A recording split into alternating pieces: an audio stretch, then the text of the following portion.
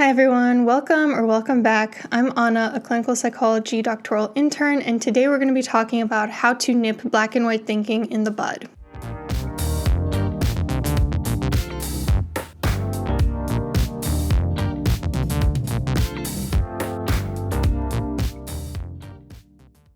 First of all, what is black and white thinking? Black and white thinking could be something all or nothing. So we see this in conditions like depression, anxiety, perfectionism, trauma. For instance, with depression, it tends to be either I do exactly what I want to achieve or I'm going to fall into a pit of self-loathing. Either things go perfectly smooth or the whole day is ruined. With anxiety, it can look like assuming the worst case scenario is going to happen all the time.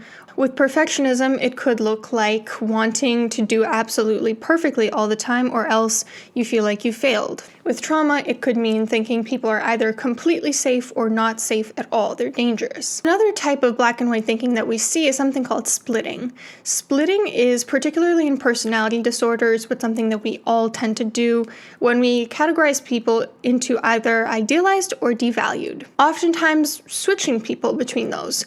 So let's say that you have a teacher who initially you cannot stand, so you might devalue her, and then as you realize that she's giving you a good grade, you might switch to idealizing her, or vice versa. It's common in personality disorders such as narcissistic personality disorder, histrionic personality disorder, borderline personality disorder, obsessive compulsive personality disorder, and so forth. Black and white thinking can also look like swinging from extreme to extreme. Now, a lot of recent theoretical orientations in psychology draw from a lot of Eastern religions, which say that balance is what gives you psychological health and spiritual health.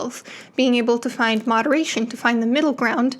If you swing too far to one side, being able to moderate that to the other side. For instance, if you drink every day while you're on vacation, then when you come back from vacation, you might want to tamper it down a little bit, to drink a little bit less frequently, versus someone who has a propensity for black and white thinking might instead try to stay completely abstinent for a month and then completely binge for a week straight. Moderation is key when we're thinking about the way we think of things in our head. So how do we move past this? Black and white thinking is a mindset issue, and it is a mindset issue that frequently is brought on by complex or more acute trauma, usually early on in life. There's something that we learned, usually in childhood, but it could be later as well, that things are either black and white. They're either all or nothing. But if we can change the way that we talk to others and the way that we think about things to ourselves, we can slowly start to tease at that black and white mindset. A really straightforward, simple way to do this is to use more gentle, nuanced language. Always and never should frankly not really be in your vocabulary. They are rarely true. They don't honor the true complexity of human behavior and the true complexity of life out there. It is so very rare that something is always the case or never the case. Instead of using always or never, you can live in the gray, not in the black or the white. You can use words like sometimes, often, many, few, frequently, words that qualify things to an extent, that acknowledge this is not always the case, that leave some room for error. That's actually why you see so many of these words in research, because researchers acknowledge this is what my study found, but it's not necessarily true for all time. It's not necessarily universal. This is just one study in the grand scheme of things. And then when you see media outlets reporting on research, usually it tends to be scientists have found that people who stay friends with their ex are actually psychopaths. Hi, baby. Canty would know. So trying to live in the gray can mean thinking about how would the researcher say it, not how would the media outlet say it. What is the true way to honor the reality of the situation? For example, if you're about to say conservatives are terrible people, you could instead reframe that in a more dialectical way to say, I haven't met many conservatives who shared my values. Not only does this honor the nuances and of course doesn't dehumanize a whole group of people, it also acknowledges that you have a subjective experience that's not necessarily true of everyone. It's informed by your personal values. You don't think that it's universally true from every single angle. Another really simple way to change the way you speak about things is to replace the word but with the word and. But tends to frame two realities as contradictions, when in reality two things that seem contradictory or like they're polar opposites could both be true. For instance, someone could be a good person and still be a jerk to you when they cut you off in traffic. This is a concept known as dialectical dialectics from Dialectical Behavioral Therapy by Marshall Linehan that two seemingly polar opposites can coexist and that they do not cancel each other out. It doesn't have to be one or the other. You can be a nice person overall and kind of be an asshole to your friend in this one situation. You can be emotional and rational at the same time. And in fact, we know that in order to better grasp and learn things, we do need emotions quite a bit. You can be both firm and gentle in the way that you set boundaries with people. Another thing is that the word but basically contradicts everything you said before it. You know, if someone says, I thought the applicant knew his stuff, but he was socially awkward, you're really saying, I don't like this person that much. He was socially awkward. And you're negating all the good things about him that you previously acknowledged. So how would it be to reframe things instead to say, I thought the applicant seemed competent and he was a little bit socially awkward.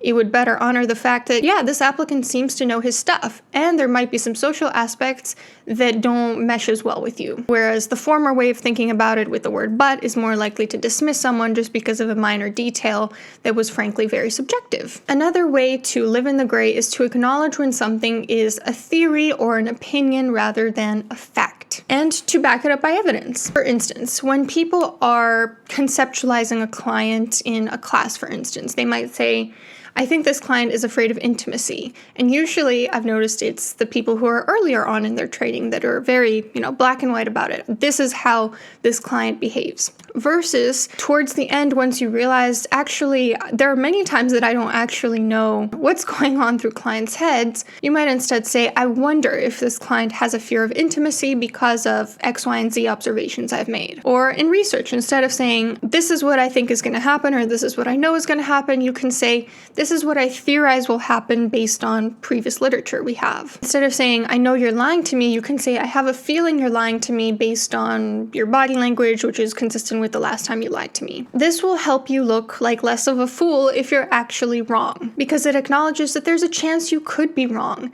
and there's nothing wrong with acknowledging that. People think that what's going to protect them from criticism is taking a very hard line in the sand and saying, this is how things always are, this is why I know it, I'm an authority on this. But the truth is that oftentimes taking a more gentle, nuanced approach is going to be better received by people if it turns out they're wrong, which so many of us are. If I were to think about every single time that I've been wrong in my life, I would have a very long list. We all would. We are constantly wrong about things. Another tip is, instead of being very hyperbolic and using very florid language where you're exaggerating, simply state the facts of the situation, what happened, and your feelings about it. And that will better honor the reality of the situation and the subjectivity of your own perspective on it. So often we try to sway other people's opinions when we're telling them a story or telling them about something that happened with some other person because we want to make sure that their opinion matches ours, that we are going to be validated. What if instead we were just fair to the facts of the situation and openly acknowledged our feelings and acknowledged that this person, if I'm being fair to the situation, is actually going to validate me. If I'm not being reasonable, they might say that, and that's important to note too. But I don't need to be so biased and manipulative about the way that I'm framing this. I could be true to the situation, and then I'll be able to accept the truth for myself, and this person will like me more because they're not going to perceive me as so manipulative. Like, if you're complaining about your boss, and you say to your friend, he's the worst boss in the world, that's not as dialectical as saying, he's the only boss I've had who calls me on weekends. He actually makes me pretty mad. Or instead of saying, you're going to love Caitlin, she's the coolest person I've ever met, you could say, I'm really excited to introduce you to Caitlin. I think she's been a really laid-back person, and I get the sense you would like that. Or instead of saying, I felt like I was losing my mind last weekend, you could say, I experienced some dissociation on Saturday. I felt out of touch with my surroundings. It was pretty scary. You're being more specific. You're being more honest. And honestly, many times you're being less annoying because people don't like everything to always be exaggerated. It makes them feel deceived. It makes them feel like, oh, so it just happens that for you, everything is always at its extreme. And like I said, I think sometimes people do this because of fear of invalidation. They want to really make sure that the other person validates what they're saying because maybe they've been invalidated in childhood. This is why we see really exaggerated speech in histrionic personality disorder, for instance, which is often born of trauma. But rest assured, you could still be validated for your opinion, even if your opinion is not necessarily accurate. And if this person does invalidate you, you could handle it. You can still live with that. You might even realize that you were being biased in your perspective when you try to say it in a more honest, fresh way that acknowledges the facts of the situation and the subjectivity of your emotions. You could realize, hey, there was something that I was missing here, and then you could more quickly start to integrate that information into how you want to move forward. For instance, if you were telling your friend about a fight you had with a different friend, if you were to not exaggerate, to really be true to what happened and to your feelings, you might realize, oh, actually, I was wrong there. I was kind of an asshole. I should maybe apologize.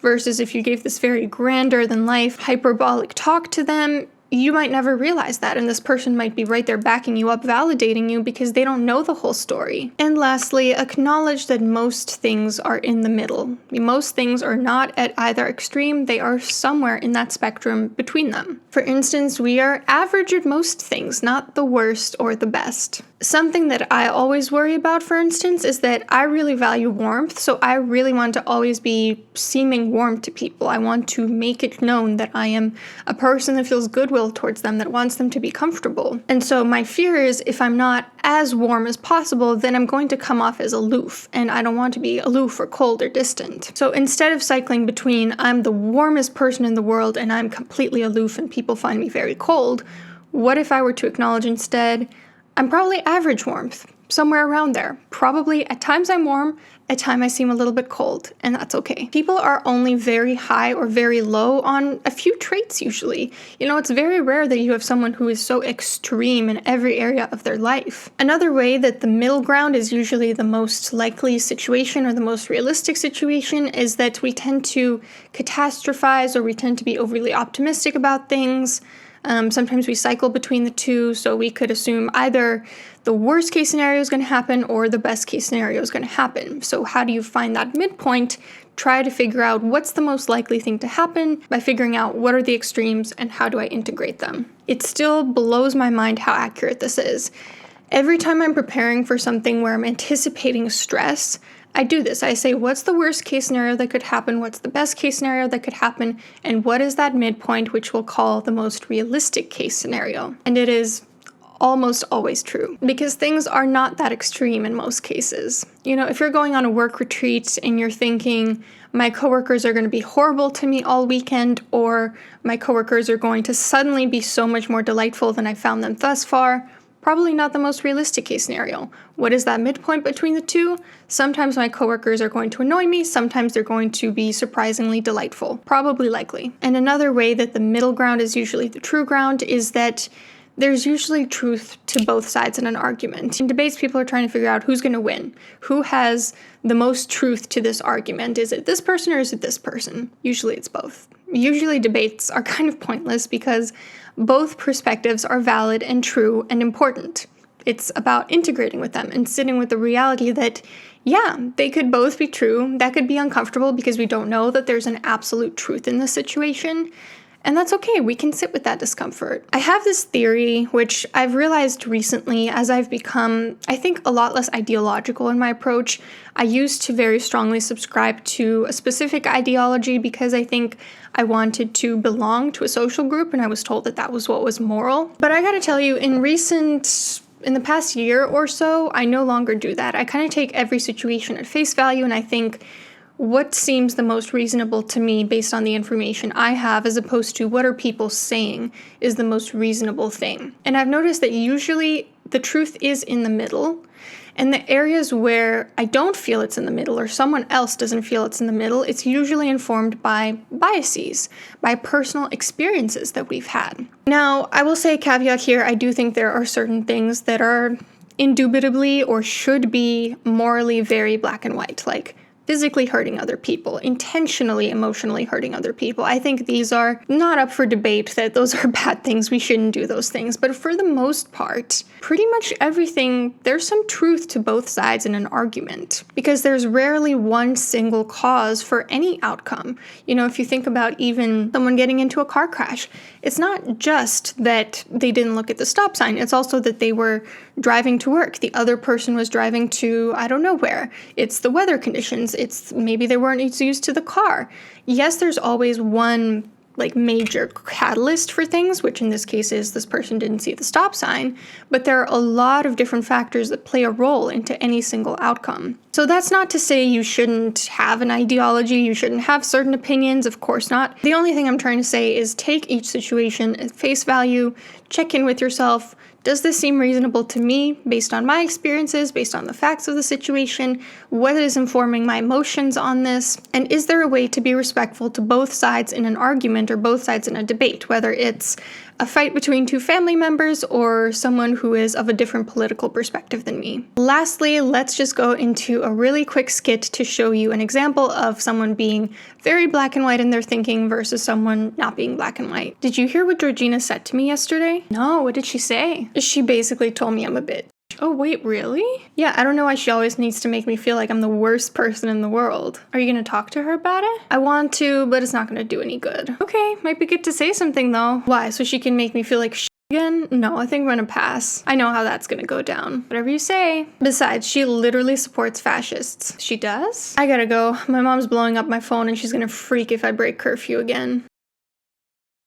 So I talked to Georgina yesterday and I feel kind of weird about it. How come? What happened? She told me last week she didn't like the tone that I was taking with her. Oh, really? Yeah. This is like the third time I've left a conversation with her, just not feeling very good about myself. Are you gonna talk to her about it? I want to, and I also acknowledge that she's probably not gonna budge in her perspective. Okay, I just thought it might be good to get it all out in the open, you know? It could help, and it could also make me feel worse. Yeah, you could be right. Also, I'm just not sure that I want to make up with someone who's as conservative as she is. I'm not sure that our personalities really mesh well. Oh, is she really conservative? Oh, I'm sorry, my mom's calling. Can we do this later? She called earlier too, and I should get home on time because sometimes she gets mad at me if I don't. Okay, see ya. All right, everyone, that's all for today. I hope this was helpful if you're struggling with black and white thinking, and I'll see you soon.